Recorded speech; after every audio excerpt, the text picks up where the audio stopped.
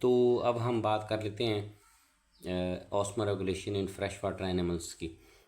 जैसा कि हम इस सिलसिले में बात कर रहे हैं ऑस्मो रेगुलेशंस की, तो डिफरेंट एनवायरनमेंट्स में हमने एनिमल्स को पेश आने वाले मुश्किलात और उनके सॉल्यूशंस के बारे में बात किया। तो उनमें से हमने पहले मरीन वाटर की बात की थी, अभी हम फ्रेश वाटर की बात कर लेते हैं। तो फ्रेश वाटर सबसे पहले, जैसे मैंने आपको पहले भी बताया था कि जब भी किसी इन्वायरमेंट में किसी रेगुलेशन की बात करेंगे तो सबसे पहले ये देखेंगे कि उस एनवायरनमेंट में रहते हुए एनिमल को किन मुश्किलात का सामना करना पड़ता है, फिर हम उसके सोल्यूशन की तरफ जा सकते हैं। तो फ्रेश वाटर में चूँकि पानी ज़्यादा होता है बाहर, तो यहाँ पे जो मसला एनिमल्स को पेश आता है वो होता है इनफ्लक्स ऑफ वाटर। सबसे बड़ा मसला ये है कि पानी जो है वो बॉडी के अंदर एंटर होता है, और एनिमल्स में बड़ा ये क्रूशल होता है, इसलिए कि एनिमल सेल के बाहर कोई सेल वॉल नहीं है रिजिड किस्म की। तो जैसे ही सेल के अंदर पानी ज़्यादा आएगा, सेल टर्जिड हो जाएगा, और टर्जिड होने के बाद और भी अगर पानी अंदर एंटर होता रहता है तो वो बर्स्ट भी हो सकता है। और दूसरा जो बड़ा मसला है वो है लॉस ऑफ साल्ट का। तो यहाँ चूँकि बाहर के एनवायरनमेंट में अगर आप देखें फ्रेश वाटर में, तो बाहर पानी बहुत ज़्यादा है और सल्यूट्स जो हैं वो कम है, और बॉडी के अंदर जो है वो सल्यूट ज़्यादा है। तो होगा ये कि चूँकि बाहर सल्यूट की मिकदार कम है, इसलिए सल्यूट जो हैं वो बाहर की तरफ रश करते हैं और पानी जो होता है वो बाहर से अंदर की तरफ रश करता है। अब ये दो बड़े मसाइल हैं जिनका सामना करना पड़ता है। अब इसका जो हल है वो करना ये है कि एक्सक्रीशन ऑफ वाटर करना है, यानी पानी को बाहर निकालना है, और साल्ट जो है उसको रिटेन करना है और बाहर से गेन करना है। तो पहले जैसे हमने बात की थी कि कौन कौन से ऐसे एनिमल्स हैं जो ऑस्मो रेगुलेशन करते हैं, तो हमने कहा था कि जो प्रोटिस्ट्स हैं वो सारे जो उसका जो एक पार्ट है प्रोटोजोआ, जो यूनिसेलुलर एनिमल्स हैं, जैसा कि अमीबा है, पैरामीशियम है, यूग्लिना है, ये सारे ऐसे यूनिसेलुलर ऑर्गेनिजम्स हैं जो अपना वाटर और सॉल्यूट कंटेंट जो है उसको रेगुलेट करते हैं।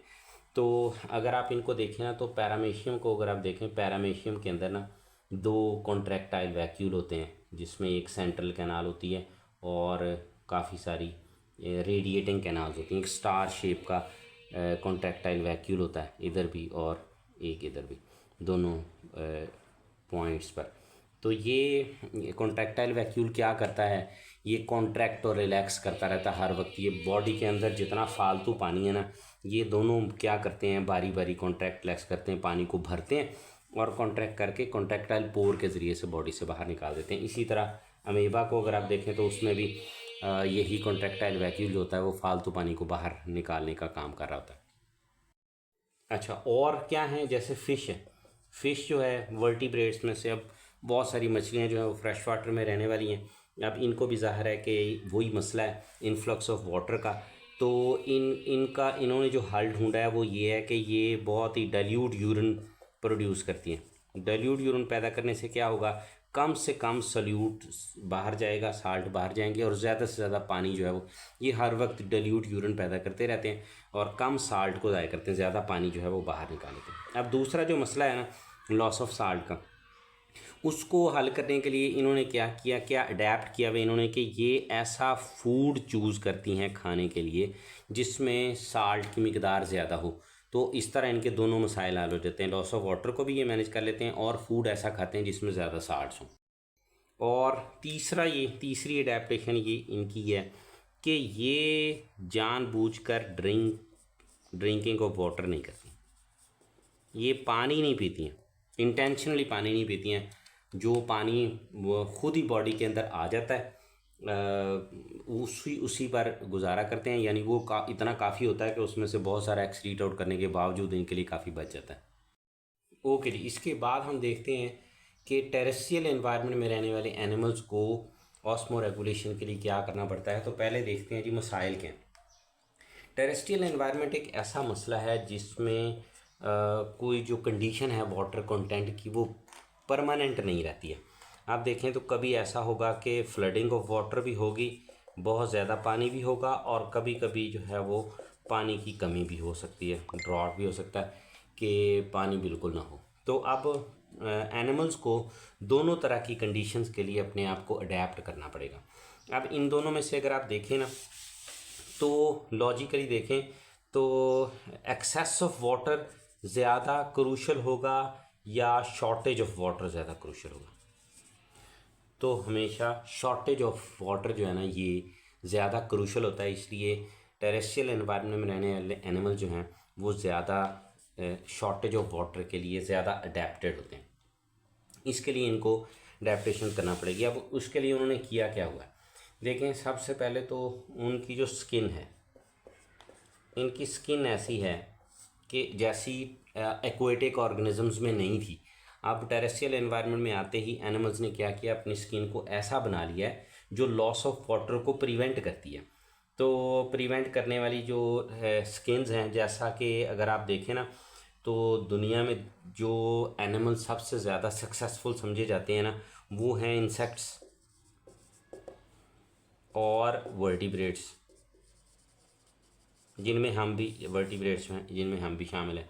इंसेक्ट्स जो हैं वो दुनिया में इतने ज़्यादा हैं कि सारी दुनिया के एनिमल्स और सारी दुनिया के प्लांट्स और सारी दुनिया के बैक्टीरिया और प्रोटिस्ट सब को एक तरफ रखें और सिर्फ इंसेक्ट्स को एक तरफ रखें, तब भी इंसेक्ट्स की तादाद जो है वो ज़्यादा है।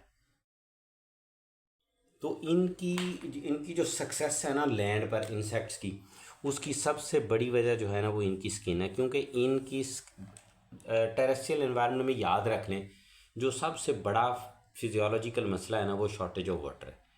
तो अगर किसी लिविंग ऑर्गेनिज्म ने ज़मीन पर रहते हुए शॉर्टेज ऑफ वाटर को मैनेज करना सीख लिया ना, तो समझ लें कि वो ज़मीन पर कामयाब किस्म का ऑर्गेनिज्म होगा।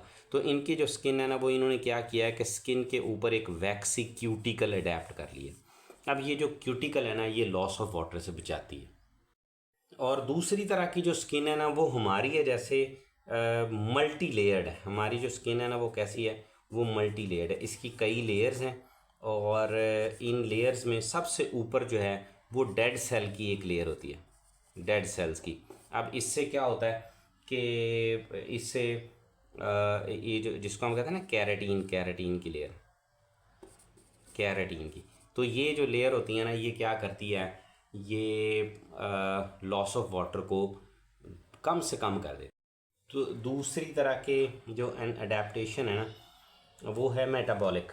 अब कुछ एनिमल्स टेरेस्ट्रियल एनवायरनमेंट में रहते हुए क्या करते हैं कि वो ऐसे फूड को चूज़ करते हैं जिसमें जो ज़्यादा मॉइस्ट हो, जिसके अंदर पानी मौजूद हो, या ऐसा फूड चूज़ करेंगे जिसके मेटाबॉलिज्म से पानी पैदा होता है। फॉर एग्ज़ाम्पल अगर आप देखें ना कैंगरू रैट को, जो कैंगरू रैट है ये सारी ज़िंदगी पानी नहीं पीता।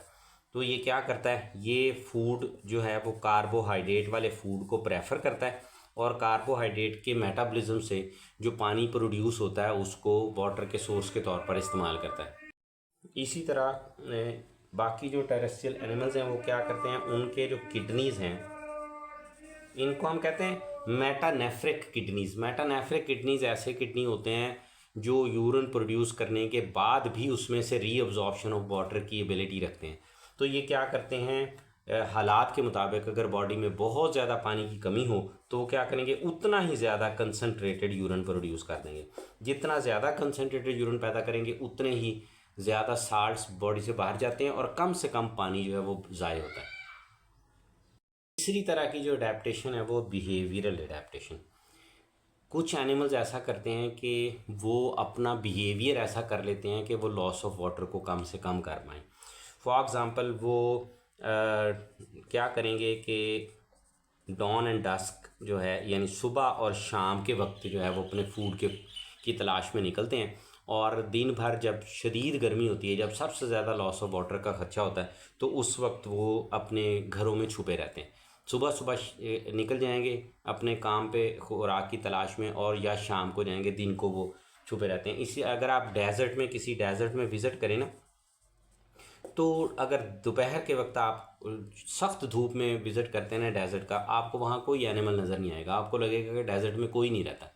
लेकिन अगर आप यही किसी ठंडे टाइम में सुबह के वक्त या शाम के वक्त अगर आप विज़िट करें तो आपको बहुत सारी वैरायटी एनिमल्स की मिल जाती है जो लॉस ऑफ वाटर से बचने के लिए सुबह या शाम को विज़िट करते हैं। एक तो तरीका ये है। इसके लिए कुछ, बल्कि इससे भी ज़्यादा एक्सट्रीम पर कुछ एनिमल्स जो हैं वो चले जाते हैं जिनको हम कहते हैं नॉकटर्नल। नॉकटर्नल एक टर्म यूज़ की जाती है उन एनिमल्स के लिए जो सारा दिन इनएक्टिव रहते हैं, छुपे रहते हैं, लेकिन रात के वक्त जो है वो एक्टिव होते हैं, अपने फूड की तलाश में रहते हैं। तो उस लिहाज से वो अडेप्टेड भी होते हैं कि उनकी जो आई साइट है वो रात के वक्त ज़्यादा अच्छा उनको हेल्प करती है, दिन में कम करती है, तो वो रात को अच्छी तरह अपने फूड की तलाश में निकल सकते हैं। न्यूट्रिशनल अडेप्टेशन जो है ना, ये एक और तरह की अडेप्टेशन है। इसमें हम ये देखते हैं कि कई एनिमल्स ऐसे हैं जो क्या करते हैं कि वो फूड ही ऐसा चूज़ करते हैं जिसमें से उनको प्लेंटी ऑफ वाटर मिल जाए।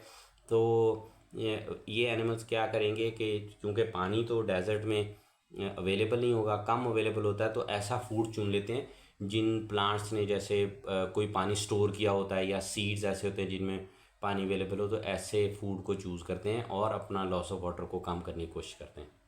एनहाइड्रोबियोसिस एक ऐसी एबिलिटी है एनिमल्स में जो इनको शॉर्टेज ऑफ वाटर में सरवाइव करने के लिए अलाउ करती है।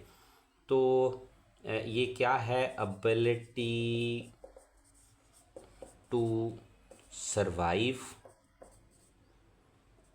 इन शॉर्टेज ऑफ वाटर, यानी पानी कम भी अगर है तो उसके बावजूद अगर ये सरवाइव कर सकते हैं, तो इस एबिलिटी को कहते हैं एनहाइड्रोबियोसिस। और ये एनहाइड्रोबियोसिस जो है वो सारे एनिमल्स में एक जैसा नहीं होता। कुछ एनिमल जो हैं वो कम शॉर्टेज को बर्दाश्त कर पाएंगे, कुछ उससे भी ज़्यादा को बर्दाश्त कर पाते हैं। जो बहुत ज़्यादा एनहाइड्रोबियोसिस की एबिलिटी रखते हैं वो डेजर्ट में ज़ाहिर है सक्सेसफुल होंगे। जो जिनकी एबिलिटी कम होगी टॉलरेट करने की, तो वो इतना ज़्यादा सक्सेसफुल टेरेस्ट्रियल एनवायरनमेंट में नहीं होंगे।